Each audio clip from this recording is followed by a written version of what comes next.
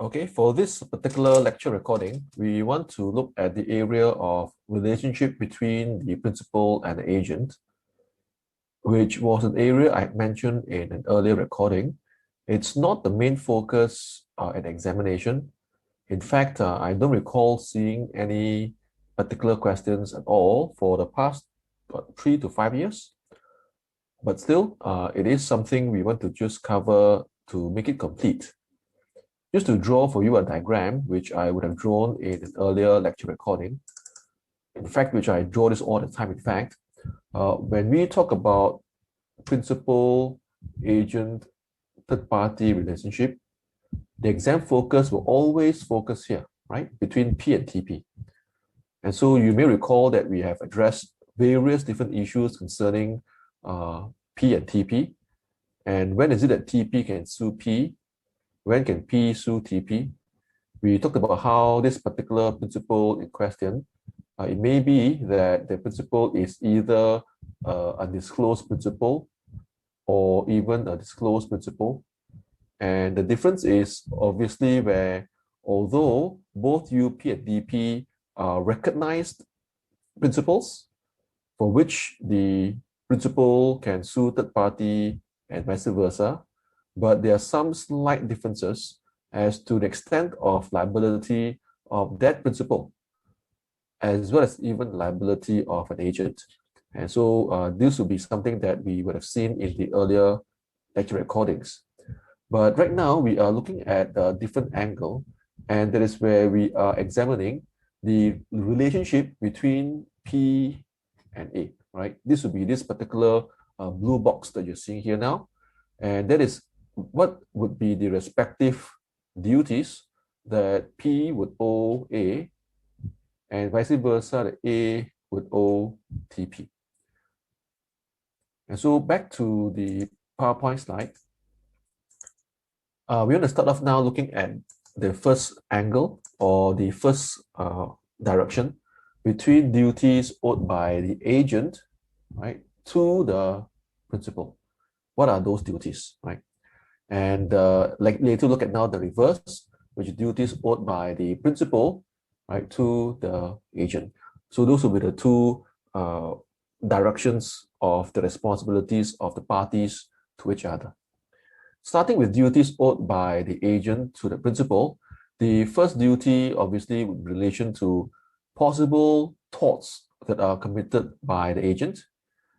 And so in relation to the various torts committed, the basic principle is that if this is, let me just write this for you now, if this is a tort that's committed by the agent, and this is of course in the course of employment, in the course of him being engaged as an agent, and he commits certain wrongdoing, and therefore that's where accordingly you find that the duty would arise, for which it can be such that it gives rise to a responsibility. And a very common instance or scenario would be, for instance, misrepresentation, right? So if you had committed the tort of misrepresentation, and that's wrong, and so here you find that that will be one duty that the agent would owe to the principal, for which the principal can sue him for. Now, but although the principal can sue him for that, what I want to be showing here is this, that there is this liability for torts committed by the agent. In other words, so I want to add on here now. So therefore, here's a case of where P will end up being liable for the torts, right? For the agent's act or for the agent's tort. So that's why now under A, liability for torts committed by the agent. But what will happen is that because the agent would have committed a tort, therefore the principal can also sue the agent.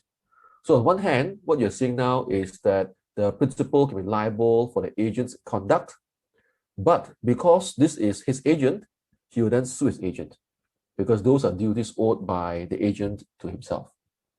Now that's A. Then B would be duties owed of the agent, duties of agent owed to the principal. And in this regard, here would be two sub-duties. One would be the contractual duties, and under that would be obedience and a duty to exercise care and skill. Just to explain the difference between both. The first one, in relation to this duty of obedience, is literally to obey. So long as this is an instruction given by the principal to you, then you will have to obey. But number two is slightly different. It's not just to obey, but to obey and ensuring that it's discharged. Your duties are discharged with reasonable care and skill. Right? So under contractual duties, right, this first duty that the agent owes to the principal, there are two sub-aspects where the agent must make sure he does his job properly and to make sure he obeys the instructions given to him. Now, that is quite standard, right? Something that we understand in most agency relationship, which obviously arise from contract. But what may be lesser known, which I'll now put as 1 star 2 now, is here, that we must recognize that between a principal and agent, that this is a fiduciary relationship, and therefore the agent will owe to the principal fiduciary duties. Perhaps in other subjects, even contract law, for instance, we might have explained to you the meaning of a fiduciary. And a fiduciary means or refers to a special relationship of trust and confidence. So when we say that you are a fiduciary, that means you are held out there to be in a special position of trust and confidence. And precisely because you are a fiduciary, you must make sure you earn, you keep, you justify that trust given unto you, and that you owe certain duties, what we call fiduciary duties. And what could that be? So within that now, just to expand further what they may be, this could be, for instance, now a duty to ensure that there's to be no conflict of interest. One example or one analogy I can use perhaps now could be in the context of a company director and a company. Now, in fact, that is not just an example referring to a fiduciary relationship, but also agency. Because if you are a company director, you are a fiduciary for the company, you are an agent for the company. And therefore, a company director, in a manner of how he performs his responsibilities, there must be no conflict of interest. So that's what we are now seeing here now, where there must be no conflict of interest. So that's one fiduciary duty. The other, of course, is, for instance, now where there must be no secret profit. It could be a bribe, although it does not need to be a bribe. Secret profit is literally any position of advantage that you have derived or that you are, and your principal does not know about it. That would be a secret profit. And so unless there has been a frank and full disclosure, where you have been above board, you've informed the other party. Otherwise, then if you had not, and you enjoy or receive this undisclosed profit, you make use of your position as an agent to derive this secret profit. That's it. That would be a breach of your fiduciary duty. The reason why I put a 1 star to this duty is that, now of course, there are also some other duties, but as I said, it's not examinable, so therefore we won't go into the details. But what is important and 1 star to note is this, that all these duties that we are referring to here, right, two that you are seeing here, it's strict. Right, I want to add on now here, it's strict. So much so that there's no need for losses suffered by the principal, right? There's no need for loss to the principal, and yet the principal can still sue, right? So it's a duty that the agent owes strictly to the principal that you must, right? It's very strict that you must observe. No conflict of interest, no secret profit. Whether or not your breach has resulted in any loss to the principal, it doesn't matter. Principal can still sue you for breach of duty, right? So for example, it may be that as an agent, you have served the interests of your principal very well. in that whatever he has asked you to do, you have done. But maybe you have used some of the information for yourself, right? Maybe this could be involving investment, buying shares, perhaps certain confidential information. Now, not that you take it for yourself and cause loss or deprive a benefit of your principal. No, no, no. You use the information and your principal is benefited. He's very happy. But at the same time, maybe you also ride alongside, you also put in your own money to invest, right? Now, I presume that there are many laypersons who think, why not? I am also putting in my own money to invest alongside my principal whilst using my knowledge or my position as an agent to serve my principal and also to serve myself. Now, that is not permissible.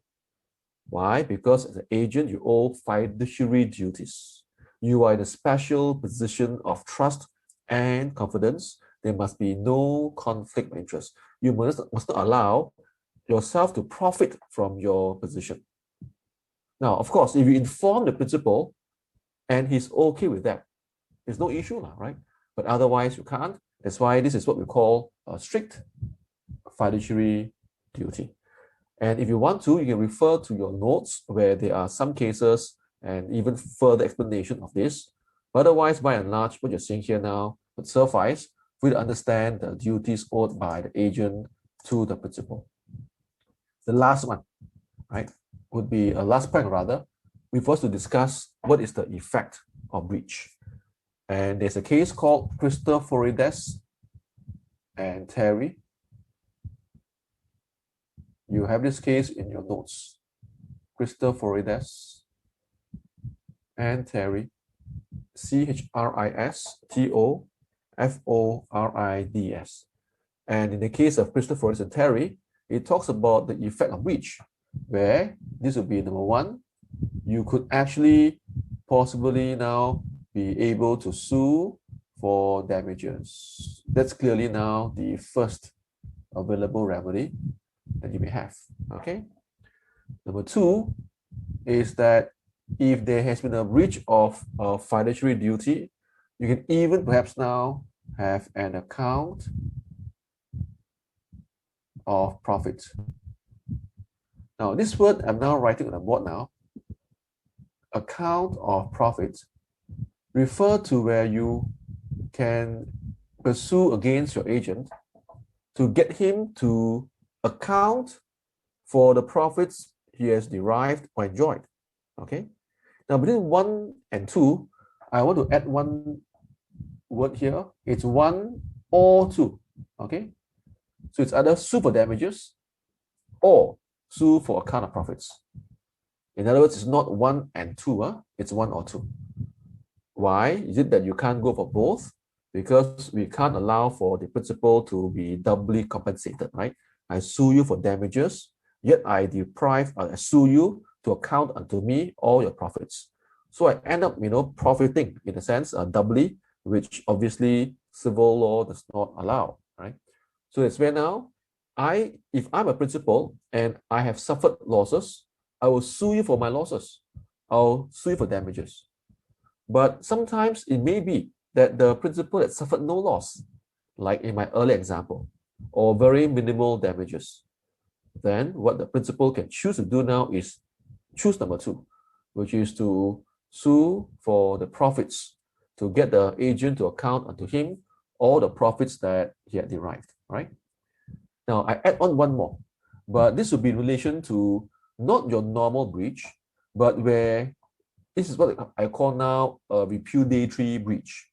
So let me erase the screen now, and I add in some things here as well, where if this is what we now call a repudiatory breach,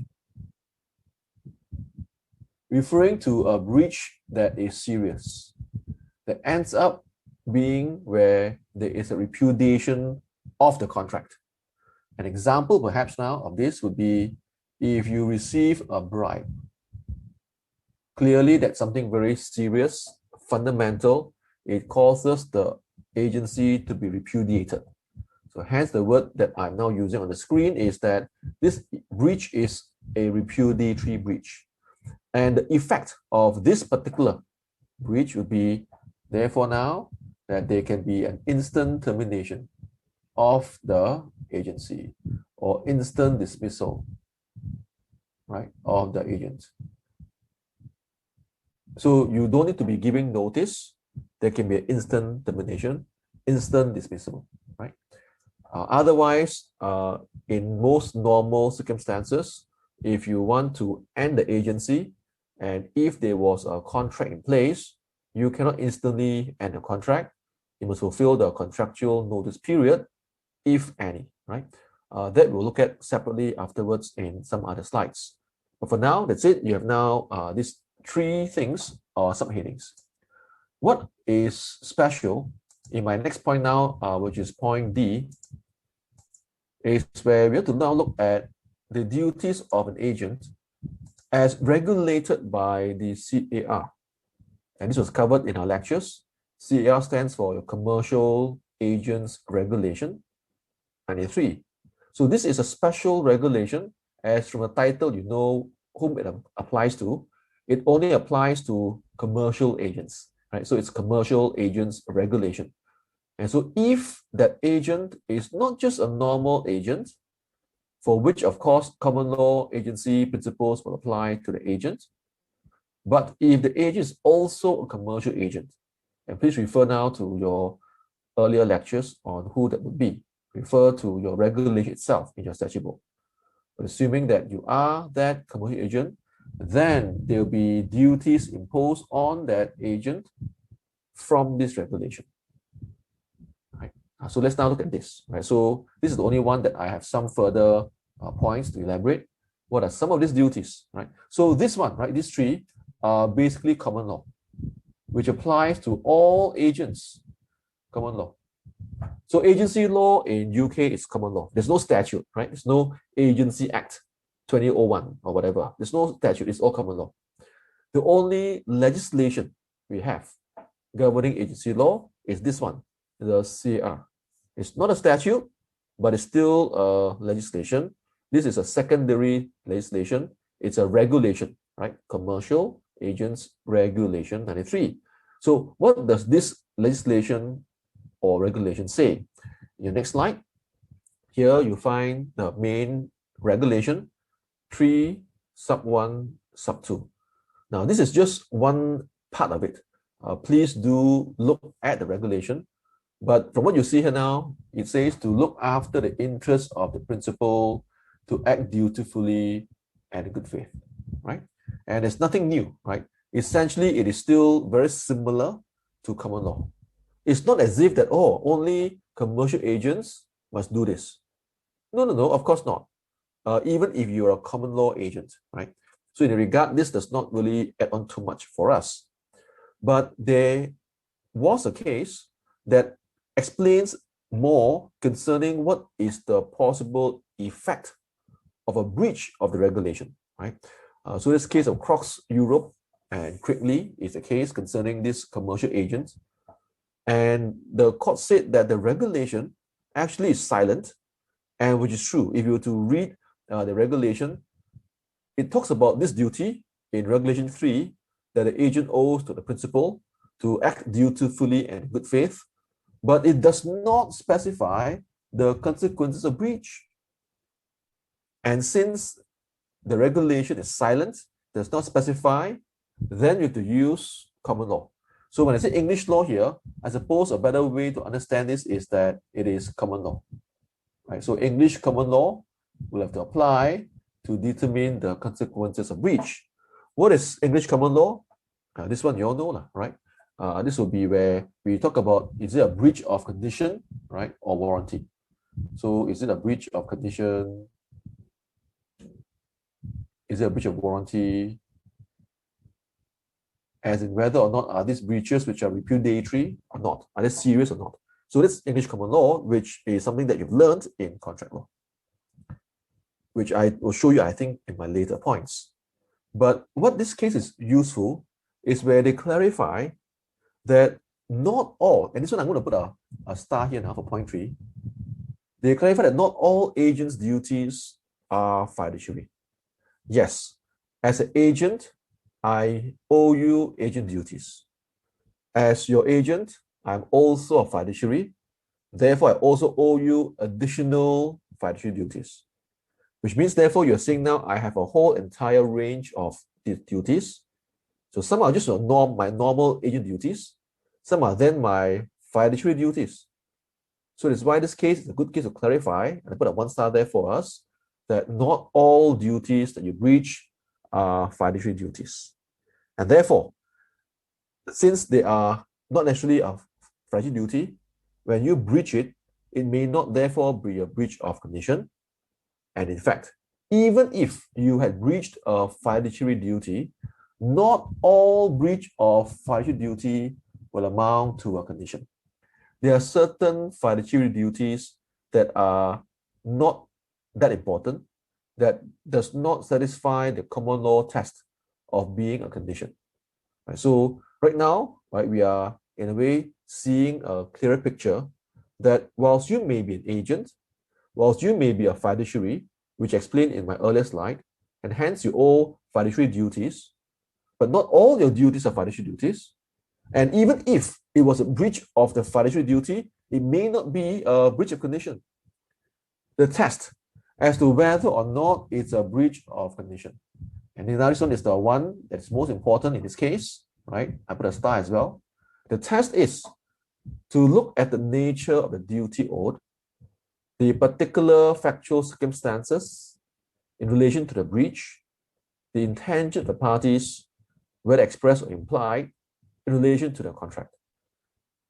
Now, this paragraph may appear technical, I don't know, but actually, this paragraph is something that we can understand using contract law, what you may describe as the factual matrix test, which is to look at the duty, look at the circumstance, right? So look at the duty, not on its own, but look at the duty in relation to the factual circumstance, and look at the intention of the parties. Whether do they intend this to be fundamental or not? Is this something very important? Now, there are some duties where it could be very important, for which once you breach, it is repudiatory. But in some other background or factual circumstance, it could be otherwise. Let me give you one simple example. This is not so much as on agency, but in relation to employment. I conduct training for employment law as well, and so it's an area where I will always use as an example to illustrate the point. Suppose now that you are an employee and you had not obeyed instructions fully of your employer. Maybe if you want to, that is also not wrong to apply this to the agency concept as well, right? That you have not fully listened or obeyed the full instructions of your employer. Now, would that justify the employer in terminating the contract? Will this amount to a breach of a condition? Will this be a repudiatory breach? And to that, I will use a test here. First of all, there's no automatic, simple, clear answer. It would depend, right, on the factual circumstances. It will depend on the intention of the parties. Those are the words you're not seeing here. So, for example, if this employee in question is working for a uniform organization, you're working for the police, you are working in the fire brigade, you are a soldier serving in the armed forces, would you think that a duty to obey instructions is fundamental? Yes. We cannot afford sometimes to have these people to question authority. Now, again, I'm not saying that whatever that our superiors say are correct. I'm assuming, right, that under a normal circumstance, that because you are working in a police force, in a uniform organization, there's a greater need for instructions to be followed. Why? Because the commanding officer would see the big picture. He knows what's happening. He knows what can be done or should be done. And so as someone who is working in a uniform organization, I think the best way is for us to obey instructions. Now, that's giving one example. In comparison to This is same duty, right? A duty to obey instructions, but for a journalist, for an investigating journalist. Now, that, is a totally different sector or field, because the job of a journalist, obviously, sometimes is to uncover the truth, is to be able to enjoy freedom of expression, to be able to publish his work. Do you not see that the nature of duty of, say, someone in the Secret Service or police and a journalist, then they are quite different, right? One, of course, you cannot simply say things. The other is you should not just simply say things, but you should be given some latitude to be able to express your opinion or your thoughts, to investigate, and to even publish in newspaper. So that's just a comparison. For us to understand more of this square box you're seeing on this slide, that it depends. It depends on a case-to-case basis, whether or not would that be a breach of condition or not. And this is really what your common law test of condition, of warranty, that justifies you to repudiate your contract. Okay, and then the last part of this recording is now the other direction, where it's now a duty owed by the principal to the agent. And these are the following duties. In fact, this one for sure I've not seen in the past 10 years, but let's just run through very quickly in one slide what are some of those duties. The easy one, the first one, is a duty to remunerate the agent. Obviously, assuming now that this agent had done his work and the work has resulted now in a commission that was due to the agent, then as agreed, based on that agency agreement, then you would be given your remuneration, right? That's the first. Number two is a duty not to interfere with the agent's opportunity to earn the commission. Now, this is a bit strange, right? It's not that I am paying you your commission. It's rather I should not prevent you from earning your commission. And so if I interfere with the agent's chance to earn a commission, that itself could be a breach of duty, right? An example could be a case of where you may have given instructions to your agent to sell goods, and you have given him maybe 1 month to close the sale. And the agent now would have spent maybe time, effort to secure the sale.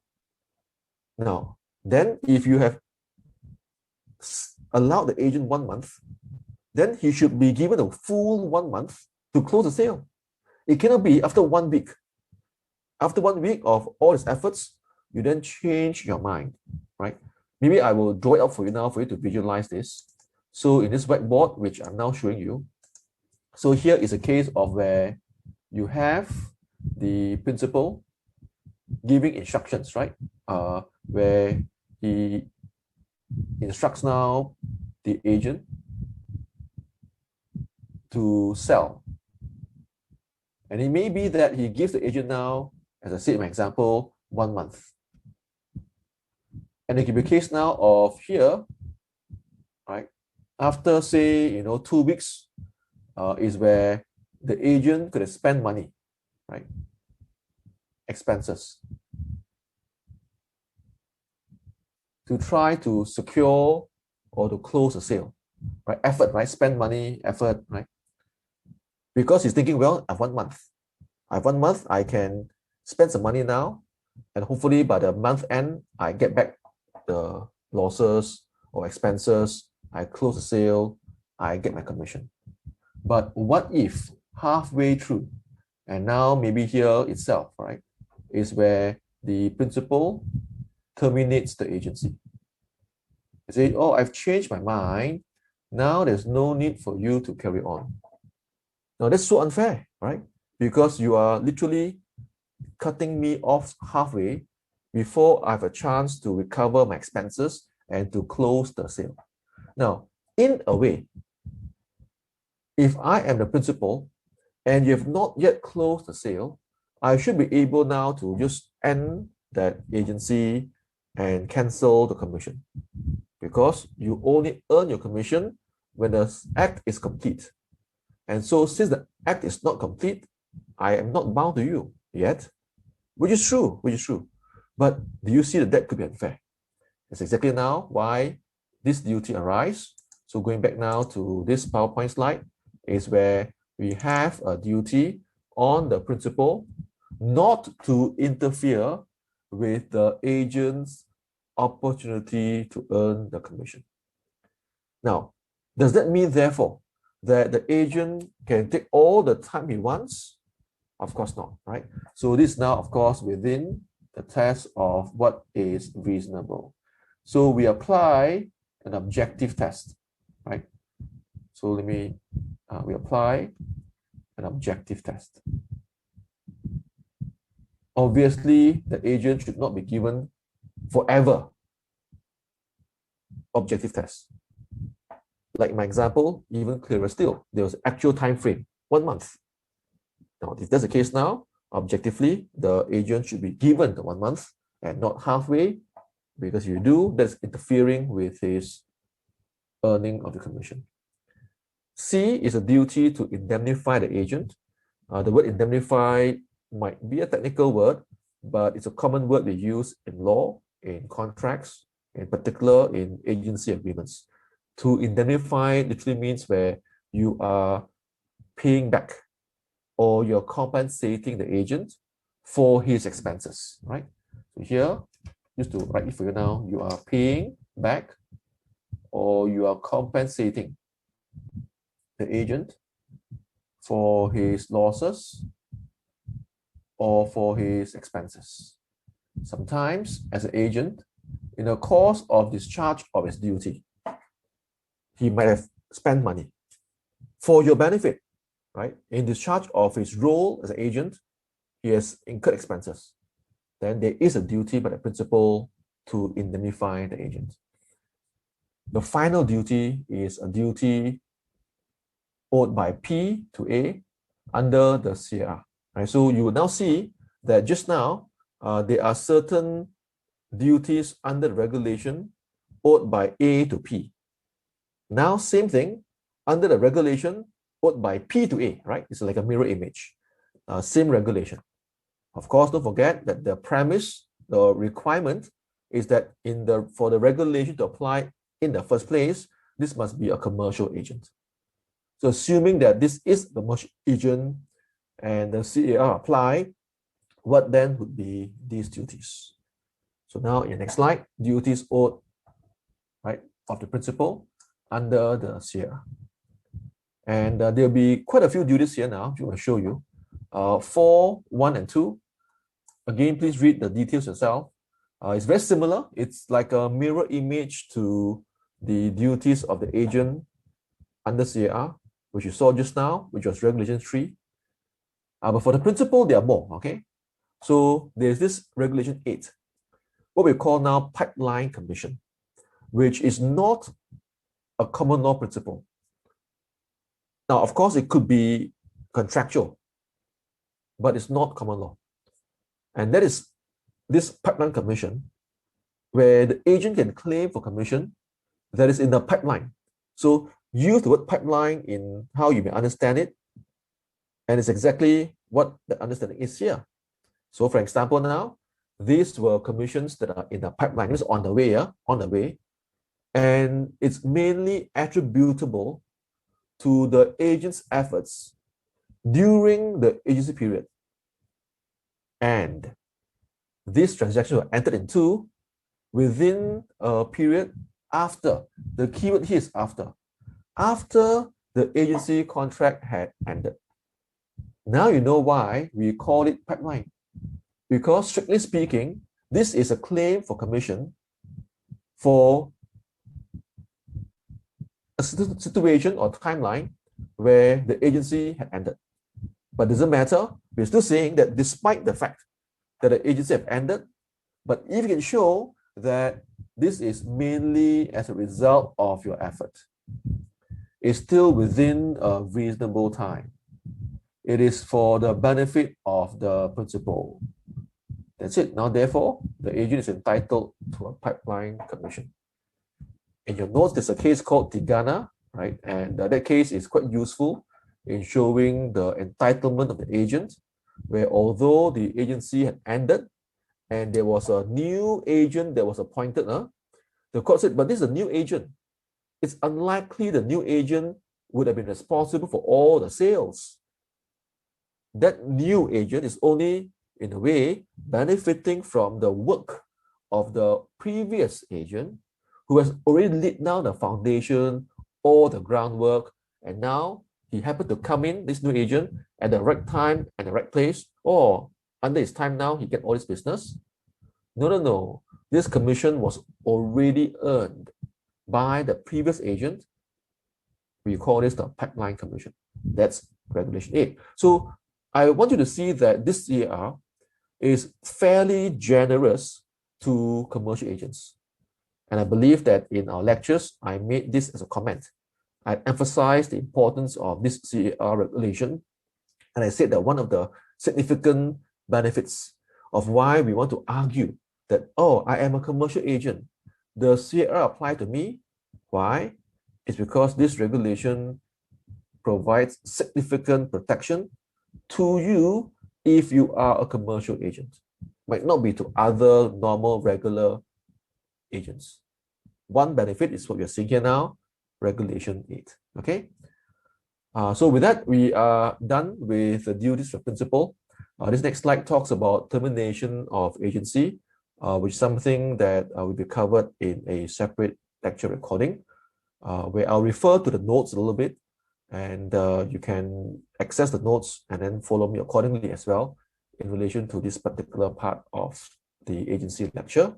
And that is the very last part, right, of termination of agency, and it completes now for us also when we finish that area or that recording, the whole area of agency. Right, so with that, we'll want to end this recording, and I'll see you in class soon.